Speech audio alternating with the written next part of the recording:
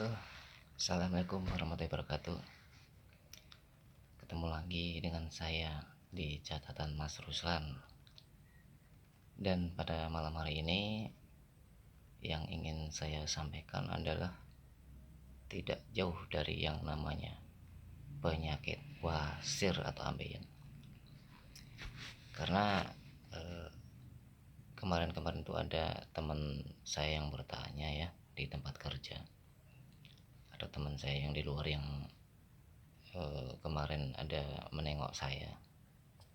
Beliau-beliau ini bertanya, apa sih yang kamu rasakan sehingga kamu dinyatakan terkena ambeien atau wasir itu? Sebelumnya kamu ngerasain apa? Nah, perlu kita kita sampaikan dulu apa itu wasir dan ada berapa macam sih wasir itu. Jadi yang pertama itu yang kita kemarin sempat komunikasikan sama ibu dokter ya, bahwa wasir ini dibagi menjadi dua bagian. Yang pertama internal hemoroid, yang kedua adalah eksternal hemoroid. Nah, untuk internal hemoroid ini adalah munculnya di bagian dalam rektum. Rektum itu adalah merupakan bagian dari usus besar akhir itu yang mengarah ke anus, tempat tempat akhir untuk membuang kotoran kita gitu. Nah, internal hemoroid ini tidak nyeri, tapi bisa membuat feses kita itu bercampur darah. Nah, pahami nih saudara, internal hemoroid itu tidak nyeri, tapi kalau kita BAB itu ada bercak darah, bahkan seperti mengalir darah segar. Nah, itu internal hemoroid atau wasir di dalam. Yang kedua adalah eksternal hemoroid. Nah, eksternal hemoroid ini di bagian luar anus. Nah, itu adalah pembengkakan pada luar anus kita, dan itu pun bisa mengakibatkan pendarahan kalau itu sobek, karena itu kan selaputnya lembut sekali itu teman-teman. Nah, itu hemoroid, internal hemoroid dan eksternal hemoroid. Kemudian saya ini berbicara bukan sebagai dokter atau analisis ya, tapi saya berbicara sebagai pasien yang mendiagnosis sendiri sakit saya, dan saya konsultasikan ke dokter gitu. Karena umumnya orang yang terkena ambeien atau hemoroid atau wasir ini dia bisa mendiagnosis rasa atau gejala-gejala itu, kemudian disampaikanlah sama ibu dokter bahwa seperti itu gitu. Nah, dan ini yang perlu saya sampaikan agar teman-teman bisa meraba-raba ataupun mendiagnosis sendiri apabila ada teman-teman yang sedang mencari informasi gejala wasir. Yang pertama, satu ya, gejala itu kadang kita tidak menyadari ya,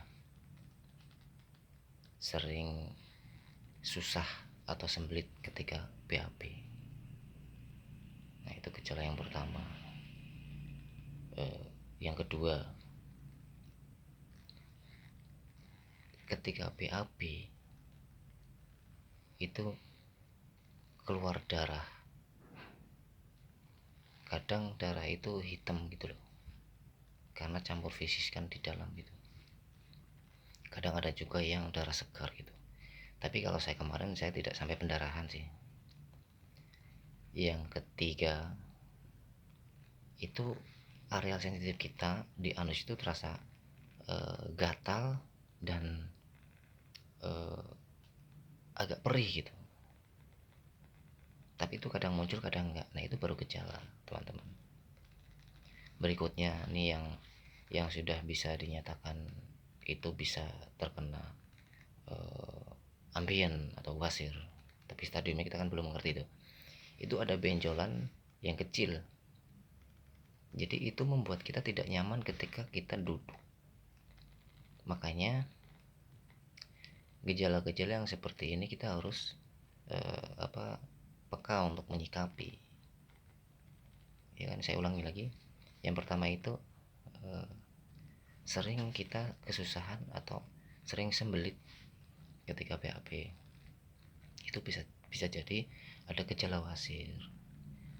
Berikutnya ketika kita bisa BAB lancar tapi ada pendarahan, walaupun tidak nyeri, kadang muncul pendarahan gitu, teman-teman ya. Jadi segeralah komunikasikan atau konsultasikan ke dokter terdekat kalau teman-teman mengalami seperti itu, biar ada saran ataupun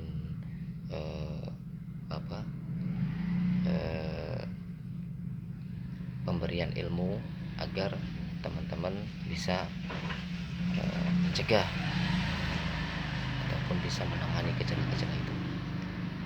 Berikutnya, duduk itu tidak nyaman karena rasa gatal dan perih yang muncul kadang lama, kadang tidak muncul, nanti kadang muncul lagi gitu. Nah, itu juga harus harus dihayati benar-benar, kok sakit gini, ini kenapa gitu kan. Kita harus peka agar tidak terjadi sampai divonis kena ambien gitu kan, baru gejala ini kan. Yang berikutnya yang sudah menurut saya sebagai pasien yang pernah mengalami ya,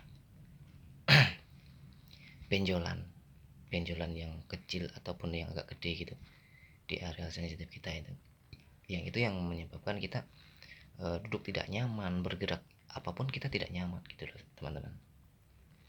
Nah, itu alangkah baiknya langsung komunikasikan atau konsultasikan ke dokter, jadi biar dikasih solusi gimana gitu kan, untuk meredam gejala itu agar tidak sampai ke terkena wasir ataupun ambien. Nah, berikutnya ada lagi nih teman-teman, yang kadang orang tidak menyangka kalau bakal terkena ambien. Itu setelah kita merasakan ketidaknyamanan di area anus kita seperti perih dan panas ya, teman-teman ya, itu dibarengi dengan demam dan kadang bisa mual gitu ya. Saya sendiri juga nggak tahu kok bisa gitu ya, tapi kan saya ngalami gitu. Makanya saya bilang kalau orang yang terkena penyakit wasir ataupun yang masih gejala itu bisa mendiagnosa sendiri, saya kok gini. Nah, baru kita konsultasikan ke dokter, nanti sama dokter kan pasti dikasih saran dan solusi gitu.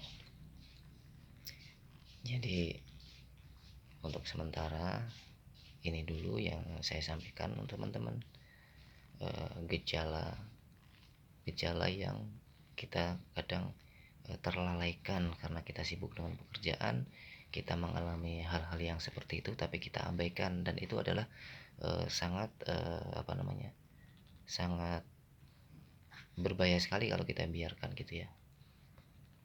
Jadi saya minta kepada teman-teman semuanya yang sedang menonton video saya,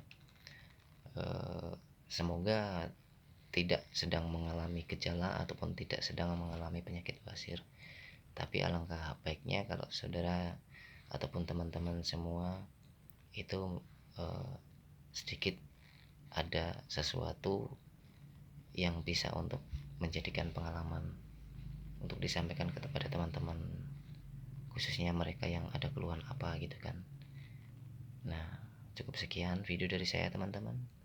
Saya ucapkan wassalamualaikum warahmatullahi wabarakatuh, dan saya minta keridhaan dan kerelaannya untuk mendoakan teman-teman kita yang sedang sakit ataupun yang sedang mencari-cari pengobatan di luar sana agar segera disembuhkan oleh Gusti Allah Ta'ala.